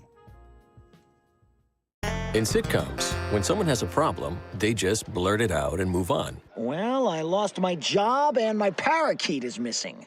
How was your day? But the real world is different. Managing life's challenges can be overwhelming. So, what do? We get support. The Huntsman Mental Health Institute and the Ad Council have mental health resources available for you at loveyourmindtoday.org. That's loveyourmindtoday.org. See how much further you can go when you take care of your mental health. For 250 years, our armed forces have bravely served America. Wounded Warrior Project honors that legacy by supporting post-9/11 service members and veterans like Anthony, a Marine who was injured by a roadside bomb in Afghanistan. They carried me through my injuries, not just my physical, but my mental. And seeing other vets doing the same thing helped me tell myself, hey, you can do this. Join us in honoring warriors at woundedwarriorproject.org/America. In the United States, a vehicle is stolen every 31 seconds, about as long as this message. Luckily, you can take a few easy steps to protect your car in the same amount of time. Remove your valuables, roll up your windows, don't leave your car running unattended, lock your doors, and take your keys or fob. If you have information about a crime, call the police. If you suspect insurance fraud, also call 800-TEL-NICB. A public service message from the National Insurance Crime Bureau. I always had to be so good, no one could ignore me. Carve my path with data and drive. But some people only see who I am on paper. The paper ceiling, the limitations from degree screens to stereotypes that are holding back over 70 million stars. Workers skilled through alternative routes, rather than a bachelor's degree. It's time for skills to speak for themselves. Find resources for breaking through barriers at tearthepaperceiling.org. Brought to you by Opportunity at Work and the Ad Council. Frank, go ahead, baby, put some player in it. Big Frank, go ahead, baby, put some player in it. Big Frank, go ahead, baby, put some player in it.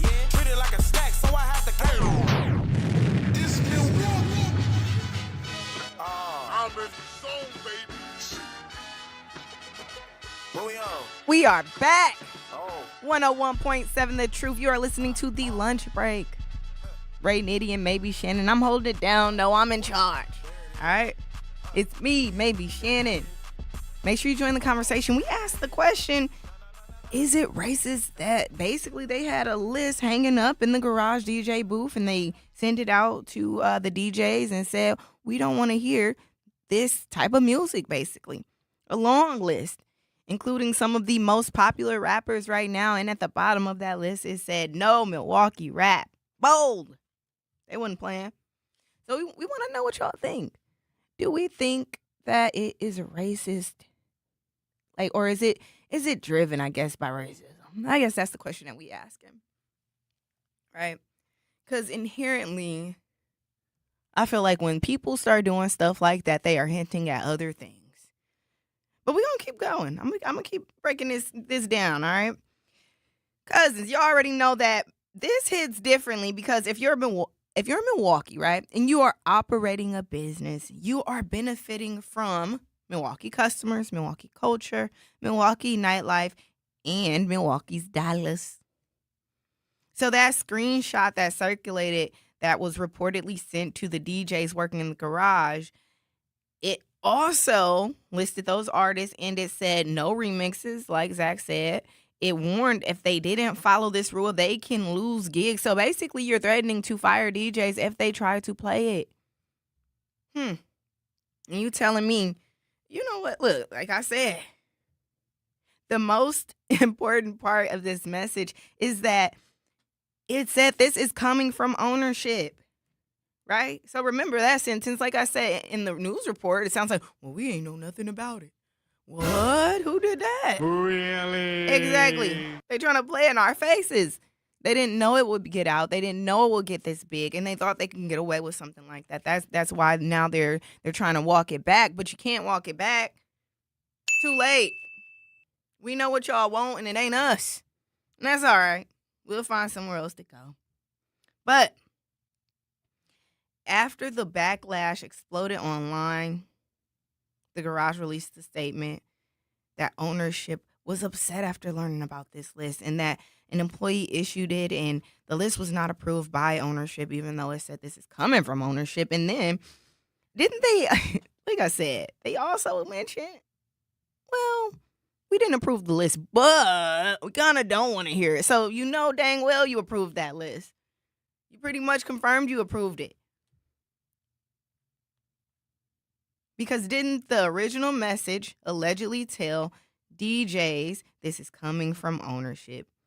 But now they're saying we didn't approve the list. So either the employee falsely told the DJs ownership ordered it, somebody in ownership knew something about this policy, or there was just a massive breakdown in communication. Either way, whatever happened, somebody got some explaining to do. Then I saw a post from Max. I think he's a bar owner in Green Bay, right, Zach? Zach told me he was a bar owner, right? I got it confused. I thought it was day owner. Then I was like, oh, yeah, F them. But that's neither here nor there. He's a bar owner in Wisconsin somewhere. Ain't nobody going to that bar. And he said there's nothing wrong with some rap, and he complained that the DJ pool was playing too much post-COVID dog water hip-hop rap and passing up passing up other good music.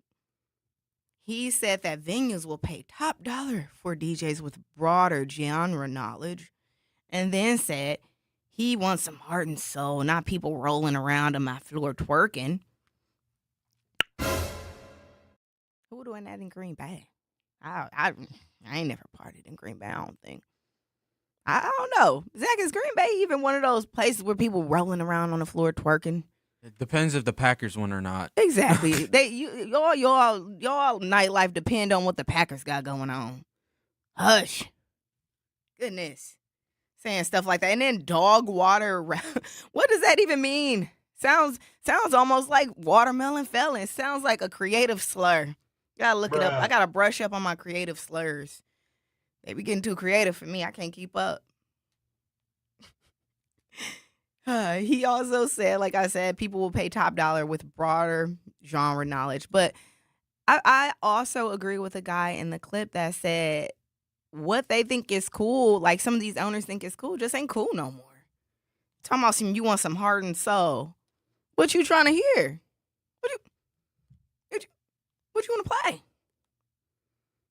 So that made me side eye, and it just makes me think about that time, right? It's just, I mean, I don't mean to cut you off No, either, go ahead. but like a lot of these people on this list are still headline performers. Like Exactly. they are headlining these festivals year in and year out.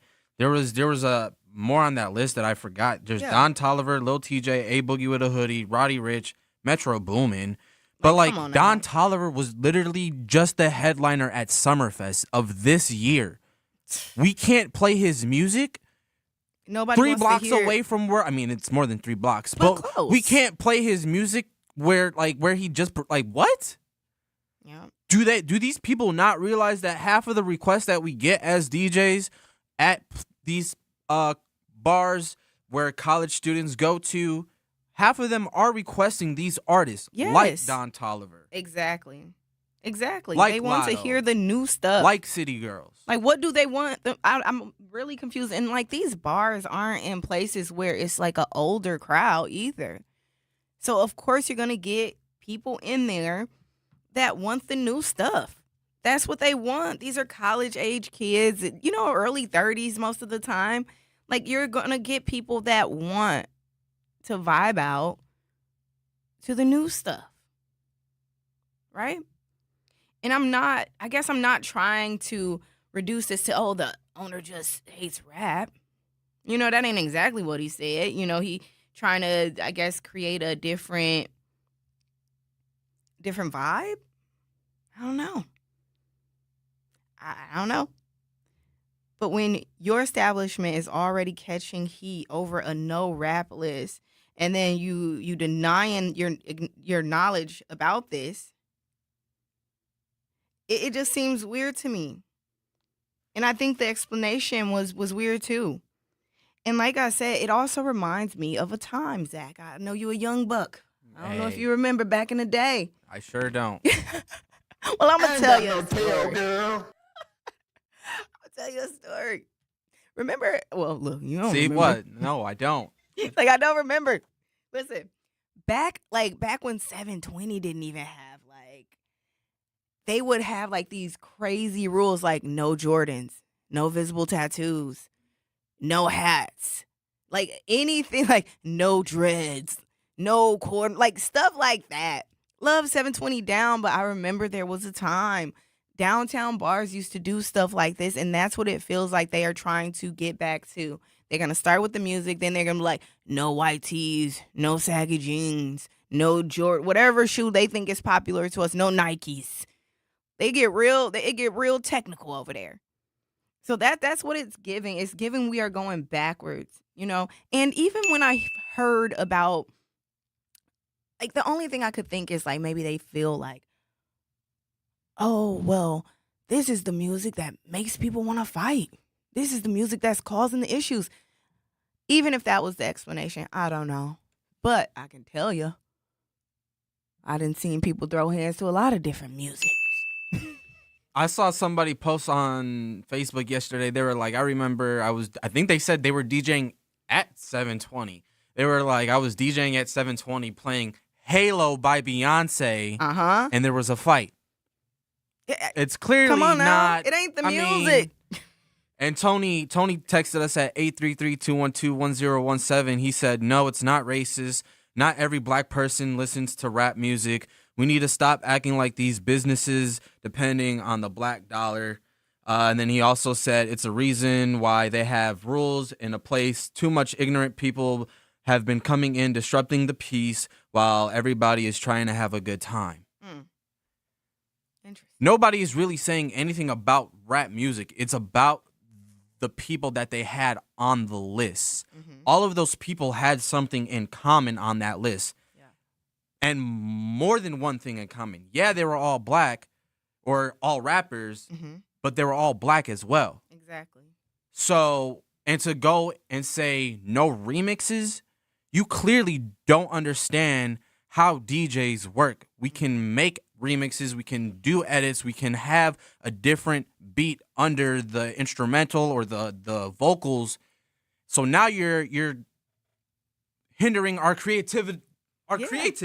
Like, it's so. It's like, what do y'all expect man. us to do? And like I do know, like, the pressure they put on DJs to bring out a crowd these days. Like, they want more than just a DJ these days too. They looking at Expect you like, to be the promoter. Yes. They want you to be the promoter. They looking at you when the crowd ain't rocking to the music. What do you want me to play when you put on this band list all of the black artists that most young people are listening to right now, right? And then they said they say they just didn't want to hear music about violence and all this and that. They brought that up. They don't want music to promote guns and violence or Man, whatever. if the concern really is lyrical content, why were the artists banned instead of certain songs? Because we've got artists on that list that has hundreds and hundreds of songs that don't promote that stuff. Exactly. So why isn't it specific songs? Why was it just these artists? But we're gonna get deeper into this conversation.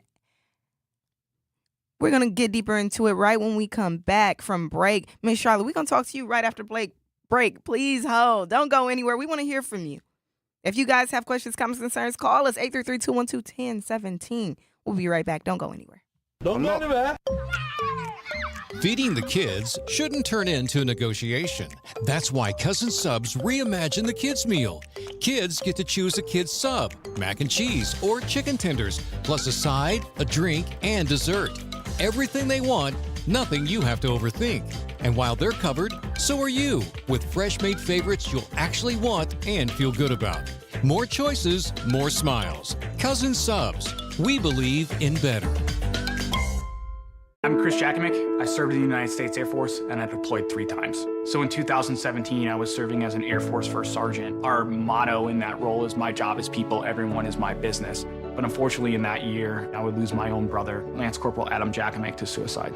The majority of veteran suicides are from guns. I store my weapons securely, not only for myself, but for my family. Store all your guns securely. Help stop suicide. My service never stops. Brought to you by End Family Fire and the Ad Council. And here's Heather with the weather. Well, it's beautiful out there, sunny and 75, almost a little chilly in the shade. Now, let's get a read on the inside of your car. It is hot. You've only been parked a short time and it's already 99 degrees in there. Let's not leave children in the back seat while running errands. It only takes a few minutes for their body temperatures to rise, and that could be fatal. Cars get hot, fast, and can be deadly. Never leave a child in a car. A message from NHTSA and the Ad Council. Babes, what are you doing? What? I'm just mowing the lawn. No, it's blazing hot and dry out here. Don't you remember? Smokey Bear says. Avoid using power equipment when it's windy or dry. Where'd you learn this? Oh, it's on SmokeyBear.com with many other wildfire prevention tips. Right. Thanks, honey bear. 'Cause remember, only you can prevent wildfires. Brought to you by the USDA Forest Service, your state forester, and the Ad Council. When a warrior faces adversity, he fights through it. He finds a way. Freedom isn't free. Rolling strong. Belief. Believe you can, and you will. Wheelchairs for Warriors provides mobility solutions to veterans and first responders injured in the line of duty. Join the mission and visit wheelchairsforwarriors.org.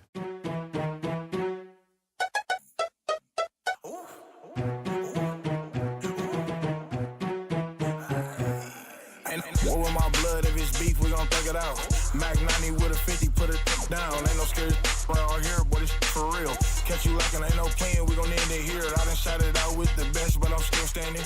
Bullets ripping through that vest, thinking I say you fell off, bounce back. I was not playing. The plug will throw me with whatever. What's up, y'all? You are listening to the award-winning 101.7 The Truth. This is the lunch break with Ray Nitty and Maybe Shannon. We got some callers on the line. Right now, we are talking about the list that popped up in the garage. That's a bar downtown that had a long list of hip-hop artists, African-American ones. A lot of them super popular. We want to hear from y'all. 833-212-1017. We trying to get to the bottom of why it made so many people uncomfortable. Wondering if it might be a little bit of racist in that, you know? But we're going to go to our first caller. Miss Charlotte, you are on the line. What you thinking? First of all, you need to teach your constituents that private is private. And you have a choice not to spend your discretionary income there. Yeah. And number two, who wants to go to a place where there's always chaos? And we have to admit, young black people have been creating chaos in areas on Brady Street. And so a business decides, I don't want chaos. I think the message should be to tell people to behave. Because their insurance, you know what happens? When there's many fights at different bars and stuff, the city will take their license if they think the chaos started from their establishment. It's not a racial thing. It's a behavior thing. Why aren't we encouraging our people to behave? Nobody wants chaos. That's understandable. And you have a good voice. Well, and you have a good voice so people listen to you. And before we go jump to racist stuff, let's think about how we behave. Who wants somebody in front of their establishment fighting or scaring one of the patrons? We got a behavioral problem in the black community. We really do. And we need to acknowledge that. That's understandable. Thank you. Thank you for your call, Miss Charlotte. We have another caller on the line as well. We're going to get to the next caller. Edward, you live on the lunch break. How we doing, Edward? I'm doing okay. Good. Yeah, I wanted to call in. I'm piggybacking off of what the previous caller said. Mm-hmm. I frequent Brady Street and Water Street. I frequent them. And I have noticed I am African American male, young. I have noticed that when they do play that type of music, it do attract a younger crowd. They come in, as she said, destroy, fight, tear up. We just had a backpack giveaway on Fond du Lac just recently. And you see people don't even know how to act there. They brought the fighting. They had a gun there. Had kids running. It was all over Facebook and everything. Wow. I believe, in my opinion, from me, because I frequent all around Milwaukee, that it is based upon what you play.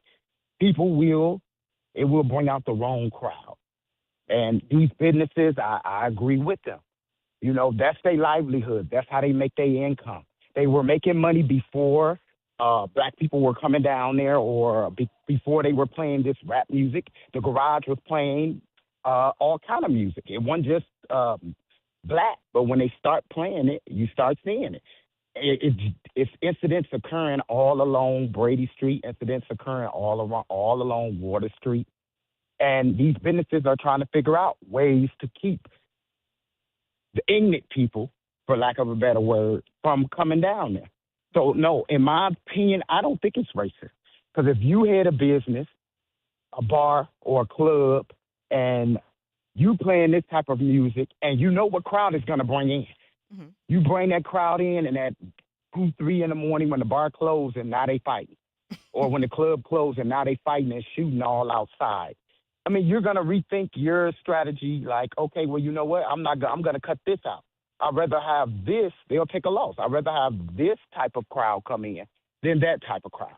Right. To save my business. So that's my opinion on the matter. And I actually frequent all up and down there. Okay. And I see when you have a younger crowd playing that type of music, especially Big Frank. Those people, Lil Wayne, they're going to bring out the younger crowd. The younger crowd want to hear up-to-date, like you said, current music. Yeah. But in certain instances, at some point, a business has to draw the line and protect their revenue, protect them. I understand. But that's my opinion. Okay. Well, thank you for calling. Make sure you continue listening. We going to respond. Man. So, it sounds to me like a lot of people think it's a behavioral issue and they are trying to get ahead of it. But a lot of the issues that are happening on Brady, from what I've seen, are happening outside the bars. It's from kids that aren't even bar age, if I'm not mistaken. A lot of them are just hanging out down there creating chaos. And then I do understand that it is a DJ's job, right, to kind of set the mood, set the tone. So I think there was a better way to word it. There was a better way to go about this situation. I know Zach even shared with me something as simple as, Zach, do you want to tell me what you would have did? Because I remember off air you told me. Do you want to share with the people? Yeah, y'all got the wrong people managing these situations. It's if you're a manager and you have to pass down a message from the owners about like music that's being played or just anything about the venue, that's your time to be like, all right, I got to go in my professional bag. I got to go in my PR bag. And you say, hey DJs, we want to make sure we're keeping all of our patrons happy. So going forward, we want to refrain from music promoting guns and violence. We understand this may include music by popular or local artists. However, we ask that our DJs create a safe, high-energy atmosphere for everyone. If we feel that any DJ has not adhered to this, you will not be scheduled. Simple as that. You don't print a list, laminate it, and put it in the damn DJ booth where the public can see it. Exactly. And then get mad when a Milwaukee artist posts it on TikTok and it goes viral. Come on now. Like, how do you think, what taste do you think that would put in a person's mouth? You know what I'm saying? And a lot of people will say, oh, well, not all black people listen to hip hop, which is true. I listen to a wide array of things. I love me a little country. I love me a little Fall Out Boy. I know they album start to finish, most of them. I love to mix it up a little bit, but I don't want to hear elevator music all day while I'm out. And then if I saw something like that, I would feel like naturally like you were trying to target me because I'm black and I see every name on that list is a hip hop artist that is also black. I feel the way. I'm not saying that's all I want to hear and that's all I listen to, but there's a way you go about things. I'm just saying. It sounds like we got a Robert on the line, a caller. Robert, what you feeling like? Hey, how's it going? Love listening to you guys. I feel like this. I'm an old head, but I know how we used to party back in the day. But the responsibility of the owners in private, just like you would have a corporate meeting in private amongst your staff, they could have went to the DJ and say, hey, you know what, when you guys a little out of hand, change the mode. Exactly. It's simple and easy as that. But to put out a list like that, that's something that was in the back of their mind anyway. And they were loving the money. Yep. It's about the money, too. They were loving the money, but then there were probably a couple of constituents, not of our shade, that probably said, man, that's all you guys are playing, and now we got all these black people down here. Well, the color of money is green. They didn't see that until they had probably a couple of conversations where they were like, oh, just like with the food trucks. The food trucks didn't bring the fight. Come on now. It's the same situation, but we have to stop being privy to letting people blame us for everything. Yeah, we got some bad apples in the bunch, but you know what you do? The ones that are bad, then you find a reasonable way to get rid of them. That's all you have to do, but don't collectively say, oh, well, all that black music and it's going to bring the black crowd. Well, then that is stereotyping. Because my mother and father taught me how to act, so you can't put that on a whole culture because of a couple of bad apples. You know what? You change the mode, and it's the DJ responsibility. I used to DJ in Chicago. When I see things starting to get a little out of hand, I switch over and like, hey, grab your girl. Play some Isley Brothers. I've changed the mood, but you don't put up a list and say, we're gonna ban all black music. Well, then turn it to a damn country bar. Anyway, right. Thank you guys. Man. Love listening to you, and I love your perspective, girl. Keep on doing what you're doing. Thank you so much, Robert. Thank you, cousin. That was cousin Robert, y'all. You know everybody that call in, they are cousins. You know, not all of us see the same thing or see eye to eye or have the same perspectives, but we still family. And Robert, specifically, I feel like his perspective was much like mine. All I'm saying was when you start making a list that feels very targeted, it would be insane for you to not think that they are talking about you and your blackness. That's what they talking about. They just know they can't specifically say no blacks. They can't say that. So they're going to do things like that. Like I said not long ago, a lot of those bars on Brady Street, a lot of those bars on Water, it was very specific to what black people were doing, what black people were wearing. I probably wasn't dressing like that, but I knew what they were saying. I could read between the lines. No Timberlands. No Timberlands. No chains. Come on now. No tinted glasses. Let's do it. No hats. Come on. No bandanas. Next thing you're going to be like, no lace front wigs. Like, what that got to do with it? No, come on, man. Then I ain't taking myself down there at all. But like Robert was saying, it is the DJ's job to curate the ambiance. You know what I'm saying? And if you wanted music to not escalate situations, there is a way to go about it. Like Brother Z said, there's a way that you can say, hey, if the crowd's starting to seem a little rowdy, a little agitated, if arguments are happening, if people are doing a little too much, let's change the vibe. You're a DJ, you know how to do that. Like he said, we ain't gonna play no Isley Brothers, Robert. But what we gonna play? It start getting too rowdy, Brother Z. What we gonna play? Play some Kehlani Folded. You can slow it down. You know what I'm saying? Like, they know how to do that. We're gonna continue this right after the break. We gotta go on break. Pay a bill or two. Look over a menu. We'll be right back after this. Milwaukee business owners, this is your moment. Every Friday at 8 a.m., call in to 101.7 The Truth for What the Business Is. Tell us what your business is, where you're located, and one thing you've learned along the way. What the Business is powered by We Energies, delivering the energy that powers local business. Fridays at 8 a.m. on 101.7 The Truth. Fridays at 8 a.m. on 101.7 The Truth.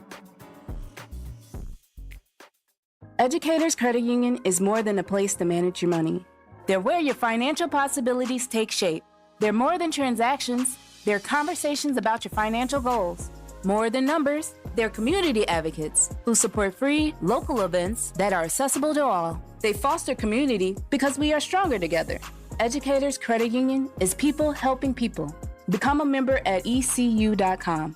Insured by NCUA. Membership eligibility required. Here's the deal. We gotta set ourselves up. See, retirement is the long game. We gotta make moves and make them early.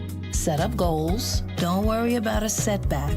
Just save up and stack up to reach them. Let's put ourselves in the right position. Pre-game to greater things. Start building your retirement plan at thisispretirement.org. Brought to you by AARP and the Ad Council.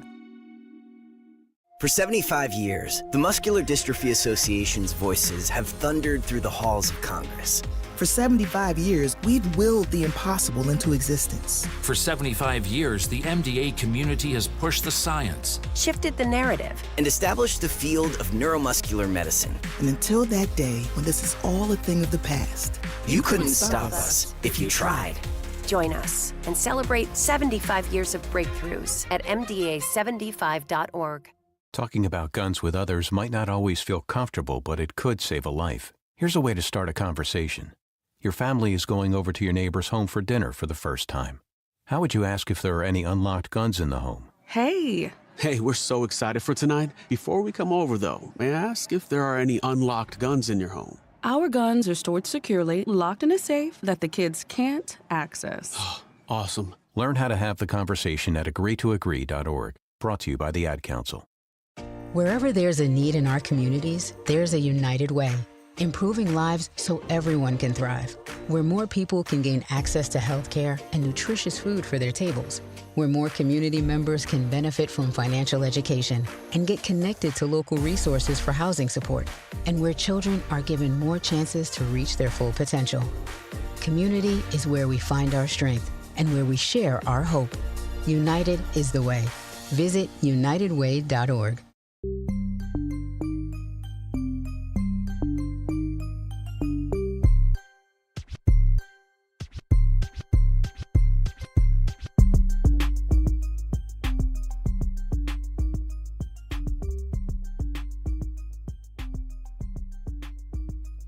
We are back. We are back, y'all. We are back, cousins. How y'all feeling today? We are on our way to wrap up another dope episode of The Lunch Break with Ray Nitty and maybe Shannon. But before we get into our last segment, we still talking about these Milwaukee bars. But before we do that, I want to tell y'all what's on the menu.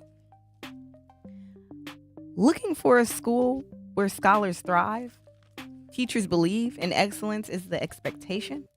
Milwaukee College Prep is still enrolling scholars in grades K through 8 for the upcoming school year. With 4 high-performing campuses, award-winning educators, and a proven track record of academic success. MCP is helping more than 2,000 Milwaukee scholars build brighter futures every day. Don't wait. Limited seats are available. Apply today at MilwaukeeCollegePrep.com or call 414-264-6000. Milwaukee College Prep. Excellence by design. Futures without limits. We back. And we are talking about the list that management from the garage posted in their DJ booth. We're talking about the names that were on the list of Do Not Play, which included No Milwaukee Rap. I guess if you, what is it called? What's that genre of music? Something grass. Bluegrass. Bluegrass. If you a bluegrass music maker, they gonna play you in there. Not Milwaukee rap though. Not the scene that actually is putting Milwaukee on the map. That is being acknowledged across the states. Not that though. Bluegrass, y'all got a chance. So, we had a few callers call in, and they explained how people be down there acting a fool, and maybe they just figure, let's start here. But like I said, my complaint is how they went about it and how it feels very targeted. We also talked about how, no, not every black person listens to hip hop. You're right.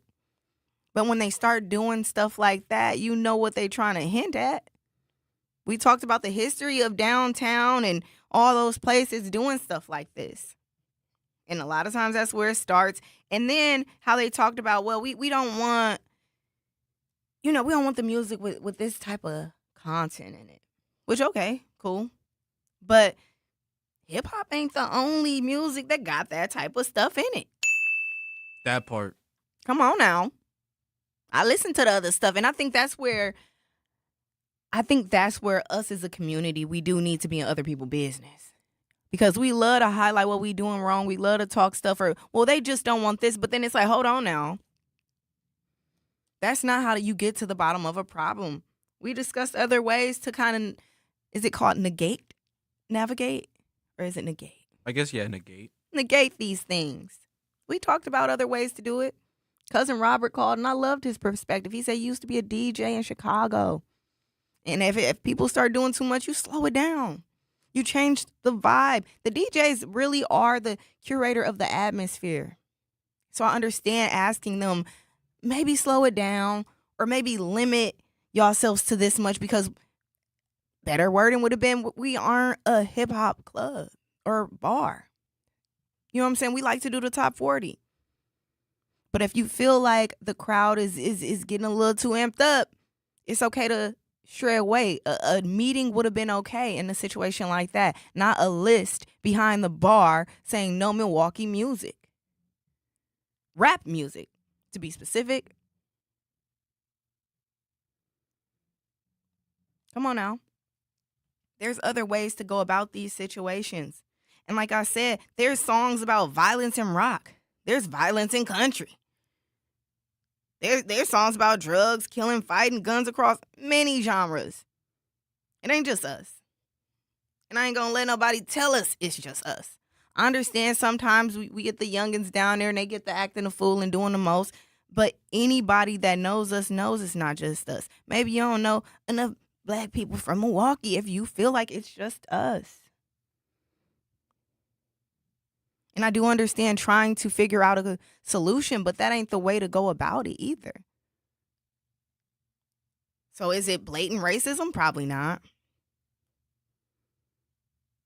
But having that being in public view, I feel like it definitely sends a signal. Sounds like we got a caller on the line. Am I right, Brother Z? Eastside Corey on the line. How you feeling, Eastside Corey? I was feeling pretty beautiful. It's a gorgeous day, but we lost Dolly Parton today.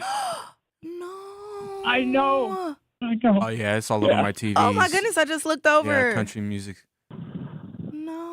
I just heard a story yesterday. A story that she was giving 1,000 families yesterday some of her fortune, some of her money. Oh, my goodness. To help them, whatever they needed. She's giving them thousands of dollars. She had 2 different kinds of cancers, but she looked good and she was in her right mind. But another icon is gone, yo. I am and she wrote that song, "I Will Always Love You," by Whitney Houston. She wrote that. Wow, so she was music, definitely an icon. But she wrote some beautiful music, man, and it crossed over. You see what I'm saying? It You're talking about music. It's our saving grace, okay? It brings us together. Let's all mourn together. Come together. Okay. I love your topic today. Thank you so much. Thank you so much. Yeah. I love your voice, and you make a lot of sense, girl. I really like your show. Thank you so much, and thank you for listening. Thank you for giving me that news. I just looked over at the TV in here, and I see it live on CNN. Yeah. God bless her. God bless all her family, and Oh, I'm going to get emotional. Oh, don't get emotional. I'm sorry to hear that. Yeah, well, she was a special lady, you know. She was. She always had a great smile, great sense of humor. She didn't mind joking about her body and her looks. Yep. That she liked to be a drag queen, you know. Yep. That's what I loved most about her. She didn't let nobody punch her down. She said, listen, I am who I am, and I like what I like. Man, rest in peace, Dolly Parton. Thank you for calling us Eastside Corey. Thank you so much. But Mr. Producer, right away. Man, that was crazy. I can't believe we lost Dolly Parton. And like he said, music is meant to bring us together. We can all find a common ground in music. Makes us move a little bit. Dolly Parton had a song with Beyonce, didn't she? Yep, she sure did. Come on now. And like I said, I listen to a lot of different genres. I love me some Dolly Parton. That's my girl right there. Jolene had her messed up. All right. Damn, Jolene. I'm going to go find Jolene. I got some words to say now. I got to get it back for Dolly. But, man, to wrap up this episode, all we saying is there's certain ways you got to go about things. There's certain ways to go about things. And like Eastside Corey said, music brings us together. It shouldn't be a way to me, that looked like a dog whistle, that list. You know, the dog whistles they use to say something without really saying it. Man. Once again, rest in peace, Dolly Parton. Hearing that news had me shook. My girl is gone, man. Rest in peace, Dolly Parton. Thank you guys for rocking with me on 101.7 The Truth, the award-winning 101.7 The Truth. Make sure you follow me across all platforms. I am Maybe Shannon, Maybeshannon. Go over to Facebook. That's where you can find us, The Lunch Break. We over there building a community over there as well. Don't miss out on that. Any day, Monday through Friday, you can find us here live on YouTube. All of your hosts will be live on YouTube, 101.7 The Truth. Man, I'm telling you, when Dolly Parton said, listen, she didn't mind talking about her body. She didn't mind talking about what inspired her look. She was so ahead of her time. The coldest white women. Man, I like to imagine that was my grandma that had to give my dad up. That's what I like to imagine, y'all. I like to build my own white side of the family because my dad was adopted, just to let y'all know. I build my imagination up. The dope ones get to stay. They're my cousins. But y'all my cousins too. Don't go anywhere, y'all. We got the Grapevine next. Homer Blow gonna be in the building. Am I right? No, it's gonna be the best of the Grapevine. Homer will be back tomorrow. Man, Homer gonna be back tomorrow. Don't miss that. But right after me, y'all got the best of the Grapevine. And y'all gonna have some good stuff, man. Again, rest in peace, Dolly Parton. Thank you so much to Paul for stopping by the studio and giving us some game. This was a great episode. Thank you again. This is your girl, Maybe Shannon. Don't go anywhere. Let her cook.